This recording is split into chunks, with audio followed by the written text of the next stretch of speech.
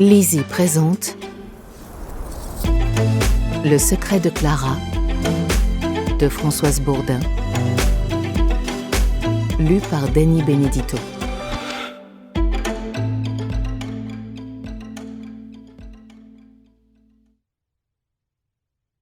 À ma mère, Jory Boué, dont la force de caractère et le tempérament hors du commun m'ont inspiré le personnage de Clara, avec ma plus profonde admiration et surtout toute ma tendresse. Chapitre 1. Valognes, 1945.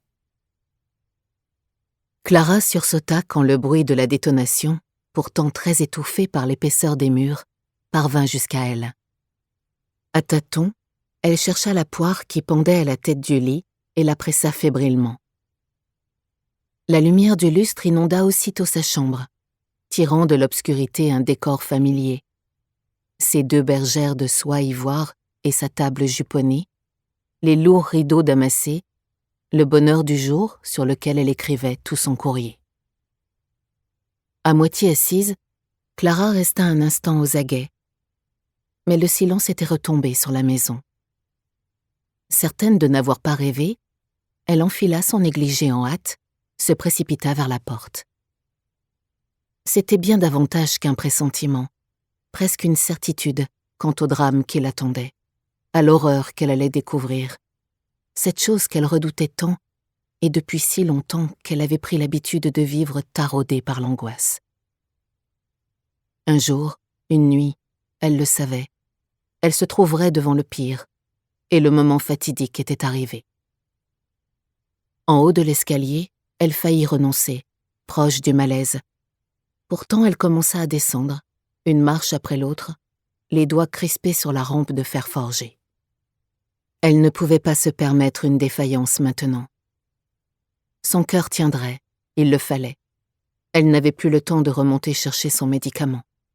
Des pilules inutiles, au demeurant. Elle n'était pas malade.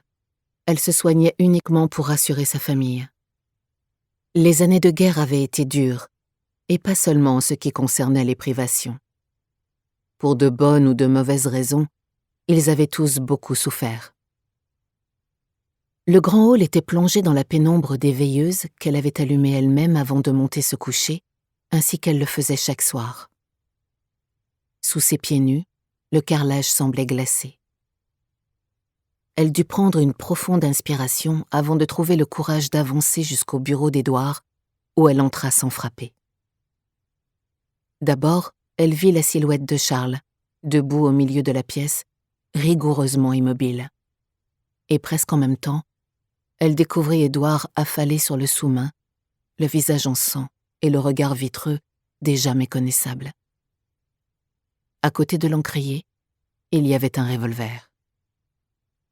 « Seigneur !» souffla-t-elle d'une voix à peine audible. « Il l'a fait !»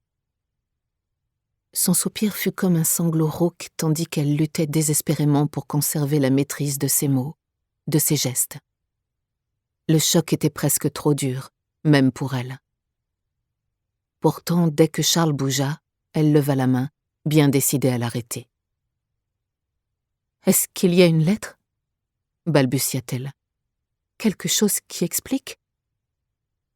Elle avait franchi l'espace qui la séparait de son fils cadet, et elle s'affala contre lui, dans l'espoir absurde d'un réconfort.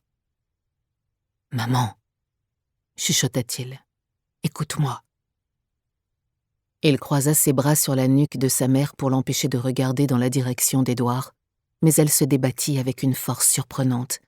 « Non, il n'y a rien à dire. Tais-toi, Charles. Je t'en supplie, tais-toi. » Son autorité était intacte. Elle le comprit tandis qu'il la dévisageait, impuissant.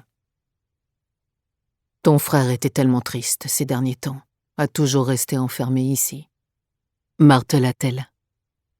Madeleine en devenait folle, et leurs enfants aussi. Seulement je ne pouvais pas l'aider.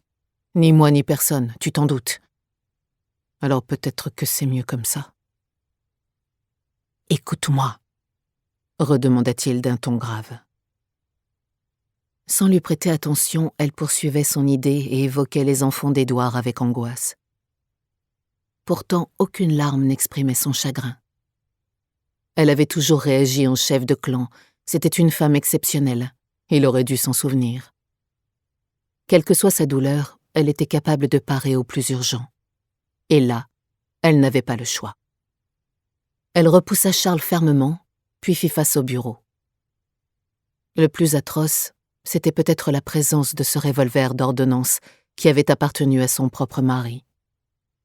Un souvenir de l'autre guerre, la Grande, où il avait été appelé malgré son âge.